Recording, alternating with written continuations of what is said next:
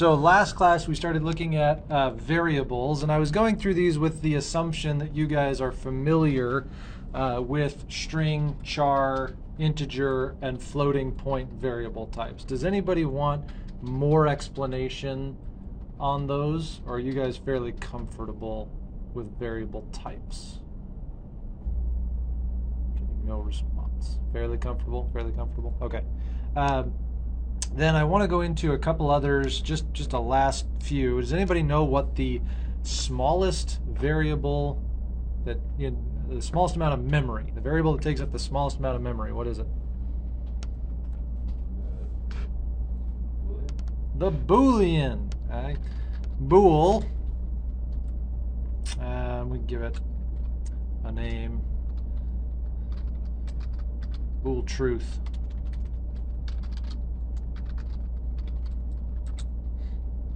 All right. A Boolean stores a true or a false value. True or false are lowercase in C#. They're capitalized in some other languages. Notice that they are lowercase in C#. It takes up the smallest amount of space in memory. It's literally a single bit, a 0 or a 1.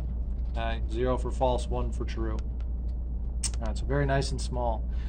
We did strings already, but we didn't talk about escape sequences. So in our string here, if we wanted to have literal quotes or something like that that would normally be a reserved character, how do we do that? So I'm going to call this string str special.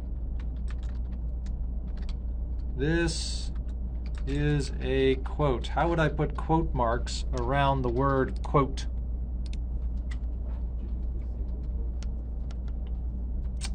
So if I do single quotes, it'll show up as single quotes, as apostrophes, really.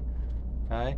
That's not quite what I want. I want the double quote around the word quote, but I can't use double quote, because then quote shows up outside of my text. The backslash quote. Okay? The escape character, which I can't remember if it's the forward slash or the backslash, but it's the slash next to the backspace key, so I'll call it a backslash. If I do that, you'll notice it does change the color ever so slightly there.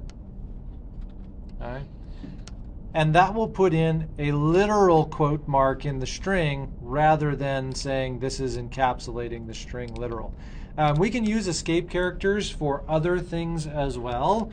This is a quote with a escape n, new line, and a escape T, tab.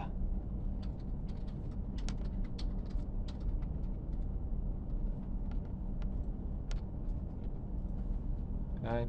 And then lastly, as we found in our right line, we can concatenate strings with a plus sign. I'm going to do another line. And that demonstrates escape characters.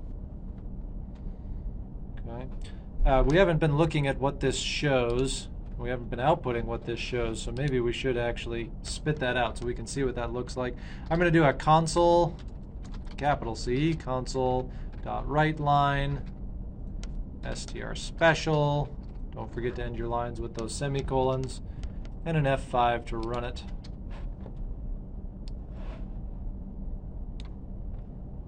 So here we have, this is a quote, and you'll notice the quotation marks with a new line. And because I put a space, I probably shouldn't have done that, but you'll notice there's a space after the new line. There's a space at the beginning of this line. New line and there's the tab, and here is the another new line.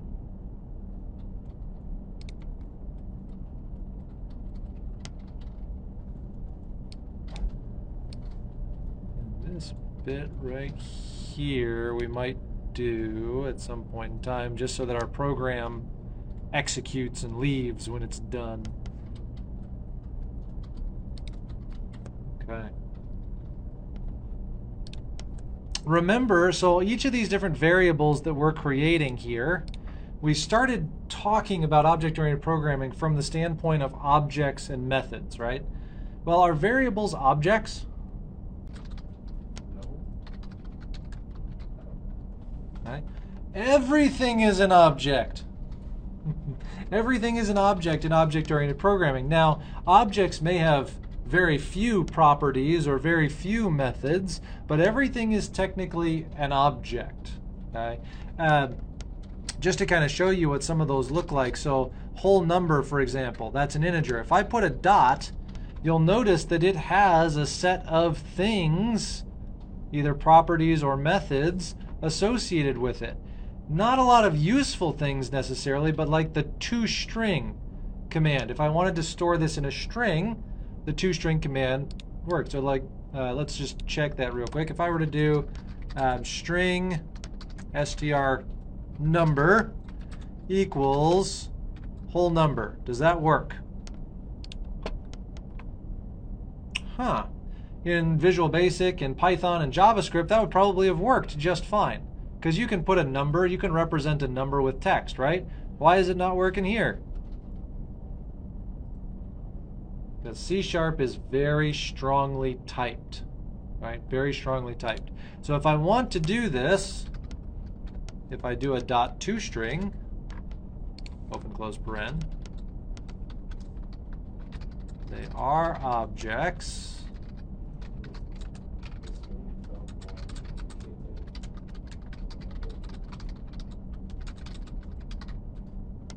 Say that again, Harley.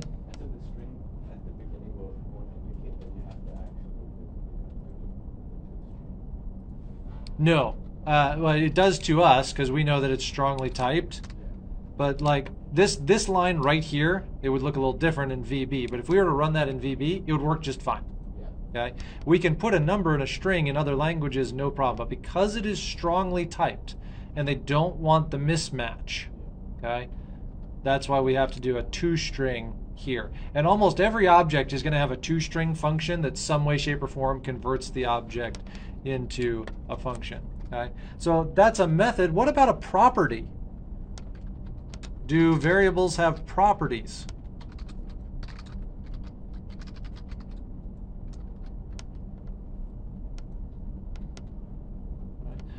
Well, let's think about this for a moment. Does anybody know any properties of a string that we've used in the past?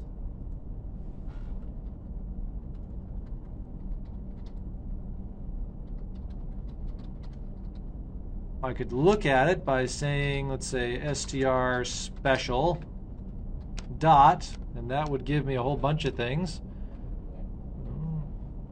Length, you'll notice the little wrench for property there. So these are all methods, methods, methods, methods, methods. Lots of methods, and there's this property. Not a lot of properties though, but length. Aha! It's suggesting length equals 0. Yeah, you can't set that.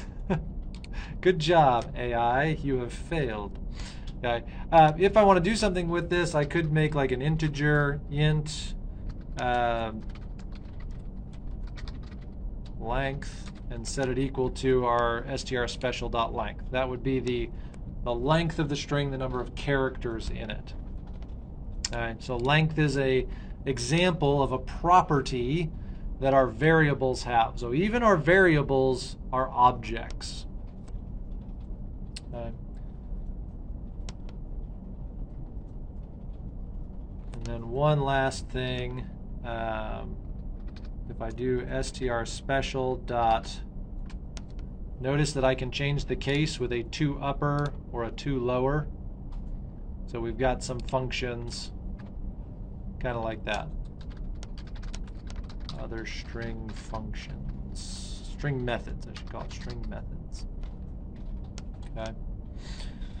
Important to realize the reason that these variables have these properties and methods is because there is a class description of what a string looks like. So there is a string class, an int class, a float class.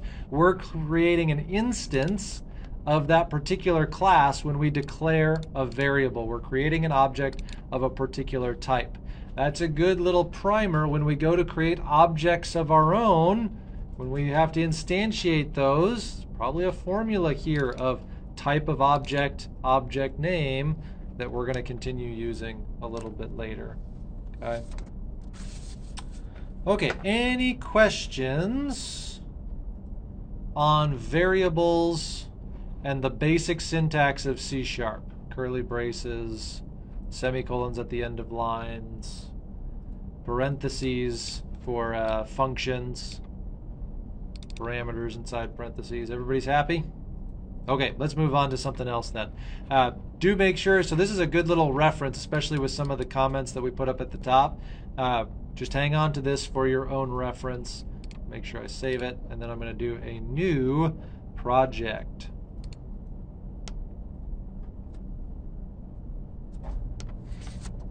Okay, just see. I'm going to create another C# console application, making sure that I'm selecting C#, not Visual Basic, because I'm teaching both of those. And I'm going to call this one, let's call this one, call it variables. Variable output, that's what we'll call this. We'll call this one variable output. Making sure that I'm putting it in the correct location, which is CS211 in class projects. Next. I'm going to make sure that that do not use top level statements box is still selected, because I want to see the namespace, the class, and the main method. I want to see all of those. I'm going to create that, and it just always puts hello world in there. Yeah, good job. We don't need hello world. Okay, this is code that I think ChatGPT made for me last year when I asked it for some lines of code that would demonstrate numeric data types in C#. So we're just going to kind of go through these. We're going to use some things that will spit out some helpful information for just understanding how numbers are used inside of C#. Not going to be an incredibly thought-provoking or difficult thing to work through. We're just going to write down some lines. So we've already done things like saying an integer, this is an integer number, equals something like 10, right? We can't put a decimal or anything like that, otherwise we get a red squiggly. So it's got to have the correct value on the other side of the equal sign. If we do something like a float, and we have our float number, then we can do something, 1, 2, 3, 4, 5, and we can have decimals. But what do we need to add in order to make it work for float rather than double? We got to put our F at the end of it, right? Okay. Double is by default the double precision floating point. That's what it uses by default. 5, 6, 7, 8, 9, 0, 1, 3. I don't know. I'm just putting some stuff there. Okay. We get a number. We don't have to put any letters. Woohoo. Okay. And then the last one is the decimal number. And that one, you'll notice again, we have to put in the M in order to indicate that it is a decimal. You know, it doesn't. All of the, so like if I take it out, you'll notice it suggests the capital M. It seems to work with the lowercase m, and that was kind of how I was doing it last year, but I am wondering if the style is more appropriately a capital letter. So I may use a capital letter for that. I'll try to be a little bit more intentional about that. All right. These are numbers. Woohoo. If we print them out to the command line, we would get those numbers out. It can print out a string. But we haven't actually done a variable in our output. So let's look at how we would put a variable in our output. Use a variable in the output. Capital C console dot write line. Now I could do something along the lines of integer number colon space and then plus int num. I guess we did do that. We did do that in the last one, right? Okay.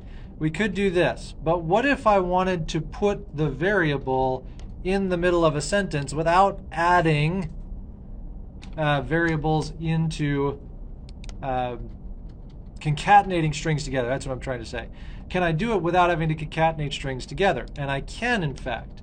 If instead of doing this, I put a $sign at the beginning of my quote, then I can put inside of curly braces the name of an integer or the name of a variable, and it will interpret that as a variable. You'll notice that the color is different. So we need to use the $sign, curly brace, and a variable name. $sign and curly brace bar name, curly brace, in order to interpret that.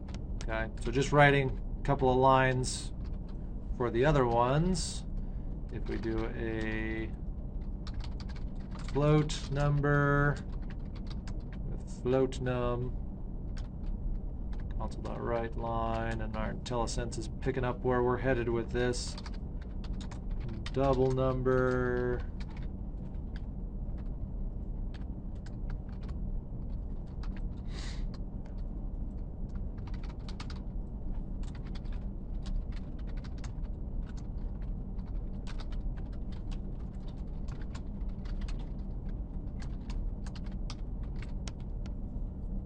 Okay. Okay, now what is the real difference between a float, a double, a decimal? What is the real difference there? I'm going to write just a couple of lines of code here. We're going to do a write line just to get a blank line. Then we're going to do a write line. I'm just going to put a title here, numeric data type comparison. Let's have C# tell us a little bit about these different lines.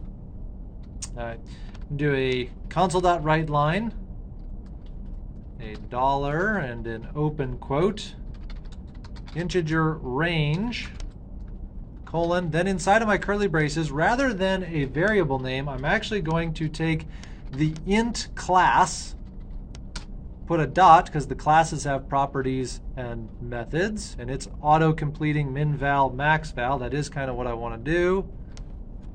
But I want to do int min-val to int max-val. So that should print out on the screen the lowest integer and the highest integer. Eli, do you know what the lowest integer is? I'll be thinking for a while. Possibly. Well, the computer is going to tell you what the smallest integer is. And then we'll talk about why, I guess. I think that's... This is where having applied math and math minor students in my programming classes is entertaining to me and frustrating to them. Because like the equal sign doesn't mean equals anymore. It's an assignment character. And what do you mean the smallest number? There is no such thing as the smallest number. Get one less than that and one less than that. Okay. We're going to do the same thing for float, double, decimal. So the float range is float dot min value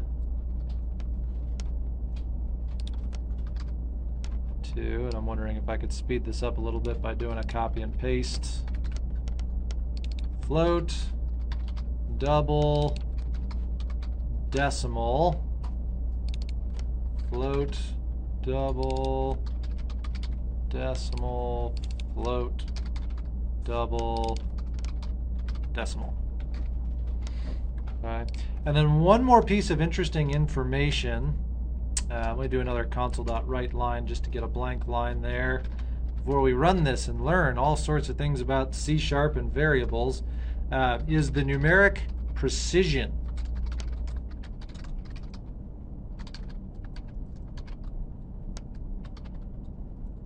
So I'm going to do a console.write line.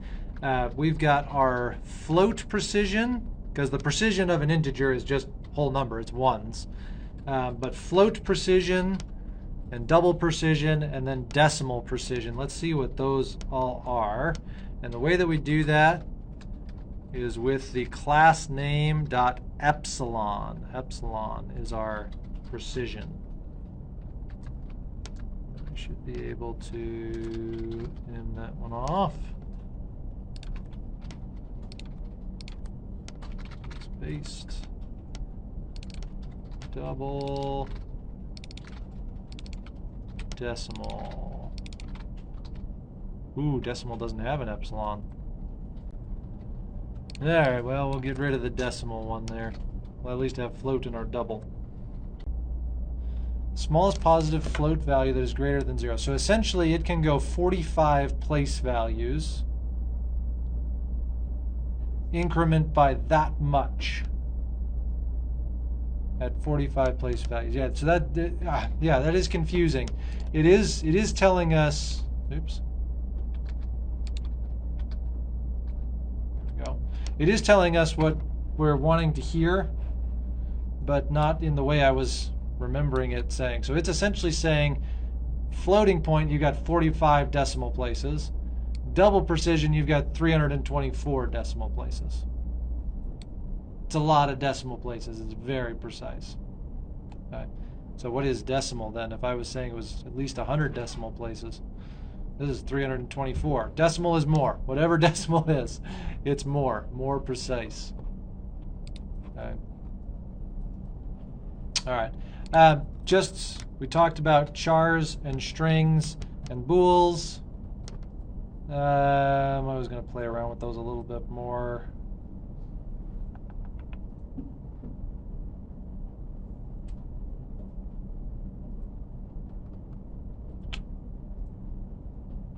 Casting. We should talk about casting real quick. If I wanted to set int num equal to float num, okay, obviously this doesn't work, right? Int num equals float num. So how do I get int num, or how do I get float num to become an integer?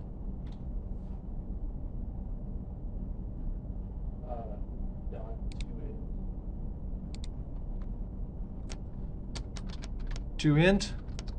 Ooh. It was a good guess. But unfortunately, there's only a toString. Okay. If we want to cast between numeric data types,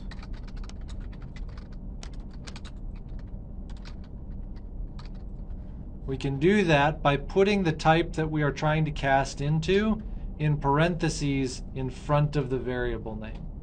Okay. We can do the same thing. Int num equals double. Won't work. Sorry. It's int double num.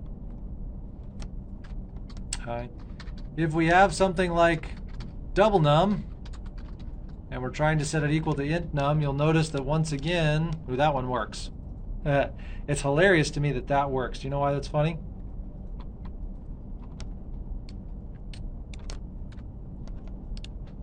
Ah, it does work up there too. Okay. So we can get a double, but I bet you I can't do a float. Oh, I can do a float? Ah, well. I'll leave it double then. So increasing the precision of the variable, I can take something of less precision, put it into something of more precision. Making sure with float, with decimal, that I am correctly identifying with the M or the F.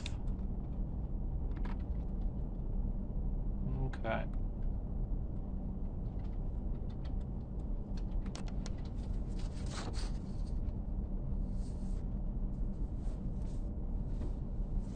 You guys want to do some math real quick?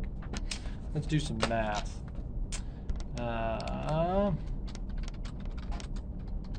Math operations in C#.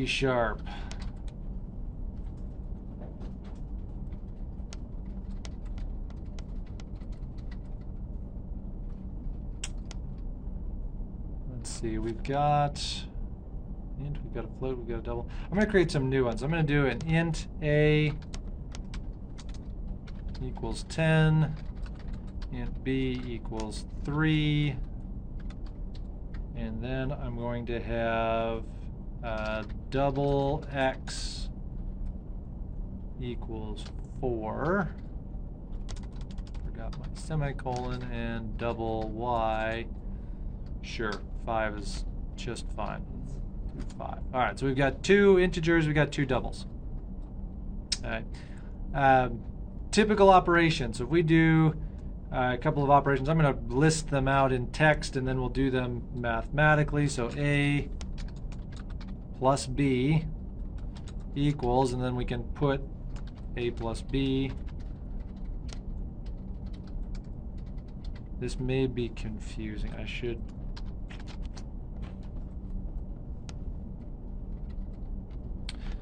Please notice that I do not have to put curly braces around math. The curly braces are there so that the string interprets that as a variable equation, not as literally a plus b. I'm also not storing the result anywhere. I'm just doing the math and printing that out to the screen with the console write line. We could also do this int sum equals a plus b. Okay, that's the same thing, we're just not storing it anywhere.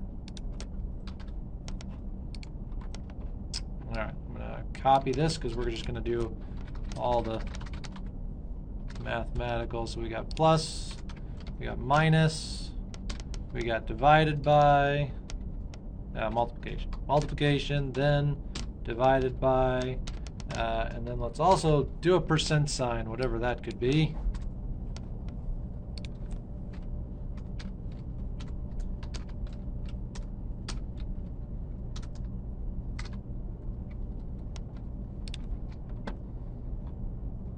Okay.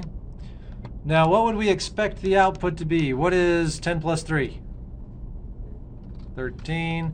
What is 10 minus 3? Oh, sorry. 7. This is why I ask these questions. You guys are all like, that's such a dumb question. All right, let's do a divided by b. So this is 10 divided by 3. Or 10 times, sorry, 10 times 3. 10 times 3 first. Oh, 3. Yeah, that one's going to be 30. 10 divided by 3. Who knows, honestly? Who knows? Okay, is it going to be 3? Is it going to be 4? Is it going to be 3.3333333? It's going to be 3.3333334. It's going to be nan. Okay, what about this percent sign? What do you guys think that is? 10 divided by 3. No, 3. It's going to be 3? Yeah. I don't think it's going to be 3. No, 1. It's going to be 1. I think it's going to be 1. All right, let's see. Let's see what we get. We get 13. We got that one right. 7, 30.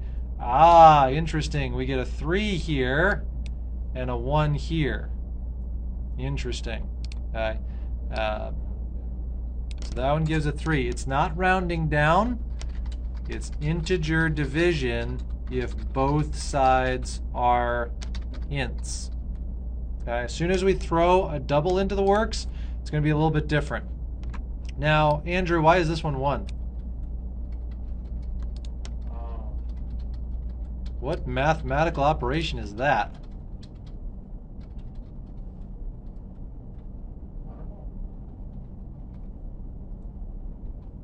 Harley, Eli, what mathematical operation is this? Modulus division. Andrew, modulus division, which you haven't had logical analysis or my other programming classes, so I don't expect you to be familiar, but I was curious if you'd seen it in other places. It's a division that returns the remainder rather than the quotient. So 10 divided by 3 would be 3 remainder 1. It returns the remainder of 1 rather than the quotient of 3. Does that make sense? Yeah. No.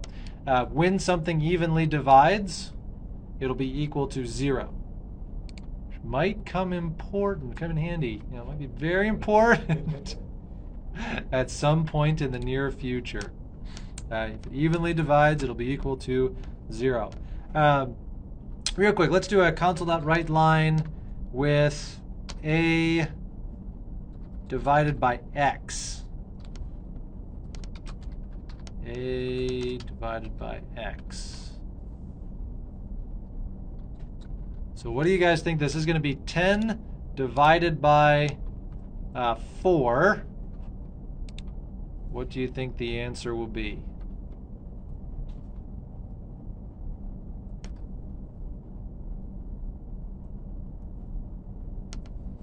Don't run it and then fix. What do you guys think? 10 divided by 4. Is it going to be 2? Is it going to be 2 point something? Let's see, what would it be? 2 and 2 to, it'd be 2.2? No, 2 and... Oh wait, if it's exactly 0.5, does it go up to the highest even number? Is it going to do that? Well, it's not going to be a 0.5. Or is it? It is a 0.5. Yeah. Right? Yeah. Now my brain's not working. 10 divided by 4? 10 divided by 4. Yes, it's 2.5. Alright. Is it going to round to 3? I'm going to run mine. Okay. It is 2.5. So remember, it is integer division if both sides are integer. Oh, right. Okay.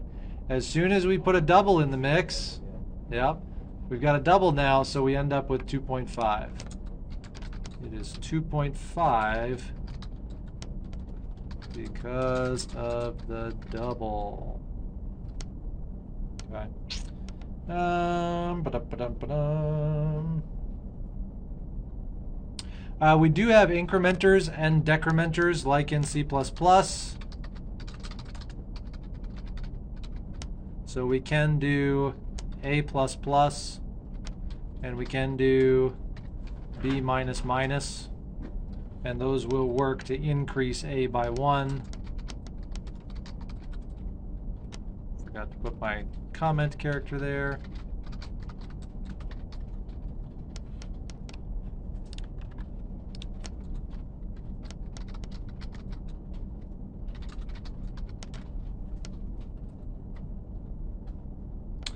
And I am curious, just because I don't know that I've ever done this, if I do like an x plus plus, yes indeed. So even on a double, anything that we want, we can increment by 1 or decrease by 1 just with a plus plus or a minus minus. All right. We can also, so let's say that I have int sum, and I don't want to do that. Int a, we've already got a equals a plus 6. Can I do that in a better way? A plus equals 6. Shorthand for increasing a variable by an amount. So we can do that as well. And we can do it with the minus equals. Minus equals 2. That works. A times equals. Okay, we can do a times equals. And we can do a divided by equals. So we have shorthands when we're operating on an individual variable. We have shorthand tools as well. Ugh.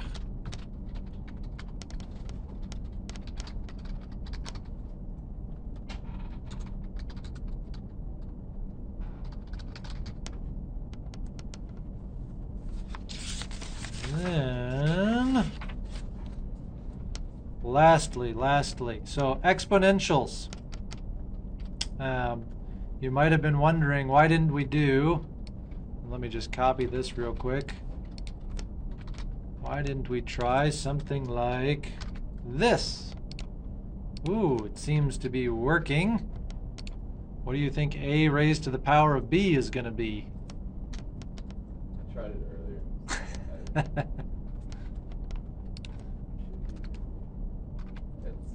So it should be 10 to the third power, right? That is one.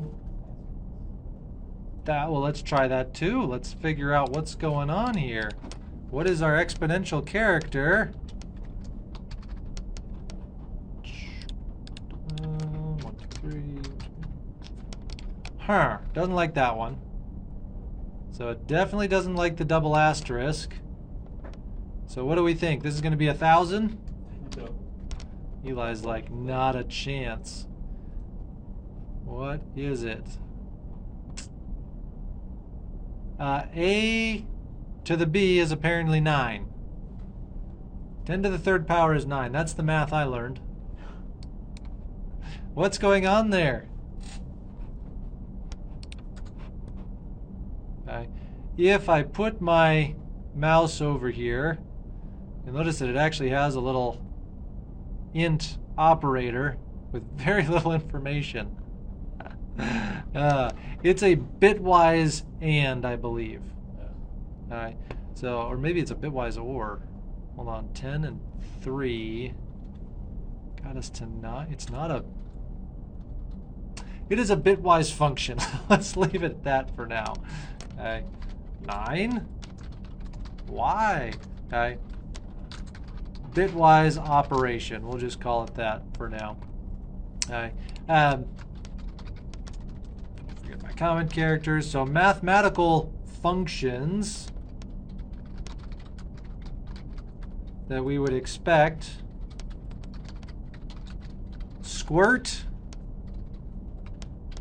Let me do it this way. Let's name it dbl squirt is equal to math dot squirt, and then we could put one of our variables in there. I'll use a. I like the fact that I put some extra quotes around there. dbl exponent. So we have a math dot, and actually they do have e raised. Yeah, we don't want exp. We want pow. Okay, so power, and that would be like if we wanted to square a, we could do a2 a raised to the second power a squared. Okay, so our pow function, we don't have a set of symbols to do an exponential operation. We have to use math.pow. Okay. Math library, of course, has a bunch of stuff in it.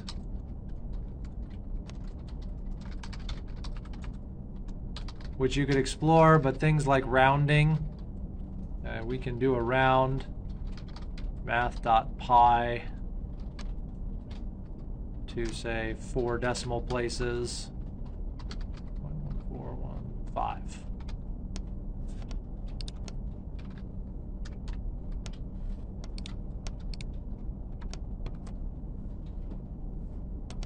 Okay.